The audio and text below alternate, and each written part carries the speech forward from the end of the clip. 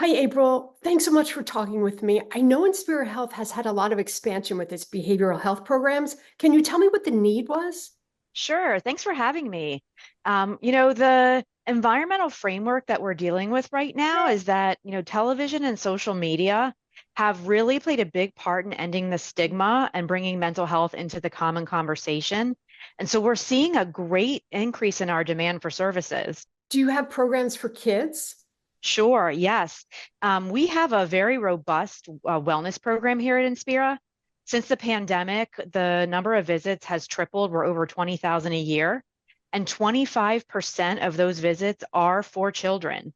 I thought an interesting fact was that 50% of all lifetime mental illness begins by age 14. And so, we're reaching all ages. Something very unique to Inspira is that we have what's called a therapeutic nursery program. So that's for children ages 3 to 6. They come 5 days a week. They do this during school hours, and really the treatment program is designed to work with the kids and their families to get them ready to go back to school, to be able to integrate into that environment in a great way. We also, third, have made our intensive outpatient program for adolescents virtual. And so while the virtual option has been successful across all age groups, transportation is a common issue in the service area of Cumberland, Salem, and Gloucester County. And so that virtual option has allowed us to double our capacity. We have gone from 2,000 to 4,000 encounters per year. It's done after school, and it really eliminates that barrier with transportation. Wow, that's fantastic.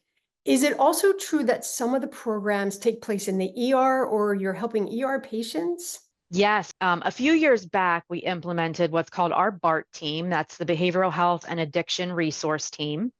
They are available by consult. And so when a provider in the ER notices that a patient has a behavioral health need, they consult the team who then is able to come in and work with the patient to connect them to resources. And it's not necessarily just here's a piece of paper with providers in the area that you should call. They're able to real time help you navigate appointments, so that it's more likely you'll follow up once you leave the ER. We've had just through July over 12,000 consults across all 6 of our EDs. So it's a resource that is in demand. A couple of unique things we're doing around community partnerships and really funding through grants that we hope will translate into policy, are around helping to prevent violence, and connect people who may be committing low-level crimes to treatment rather than them having to go into the judicial system. And so we are participating in a national model. The acronym is LEAD. We are really being quite proactive in that. So rather than waiting for people to be arrested, we've worked with police officers who deal with a lot of loitering or small things to what we call address social referrals. We have helped over 100 people in the community not having to come to the ER first. 50% of them have been connected to substance use or mental health treatment. 27% have been connected with shelter, and 35% assisted with basic things like helping them get identification, public benefits, and insurance. And so I'll just share one quick story. We identified a Vietnam veteran in Cumberland County who was unhoused and suffering with substance abuse disorder. And so the team was able to connect him with recovery services. He is now employed, he is now housed, and he's getting services from the VA, which he absolutely deserves based on his service to our country. And so it's just one of the, it's kind of like the one patient at a time philosophy. But when they start to add up, you're really making a difference. Is the police department connecting you with people they think are at risk? The acronym formally stands for Law Enforcement Assisted Diversion.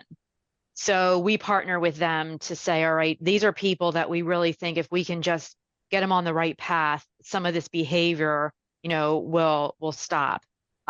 We've kind of coined it because not all of it starts with like an arrest, leading everyone ahead with dignity. So that's our kind of, because LEAD is a national model. We're learning from other states that have done this work, and the New Jersey is putting funding towards it. They are making it a priority, which is fantastic, because violence is a real problem for our communities. And I think when you partner, there's a role that everybody can play from what they bring to the table. This is such great information and such great programs. Thank you so much for talking with me. Oh, my pleasure.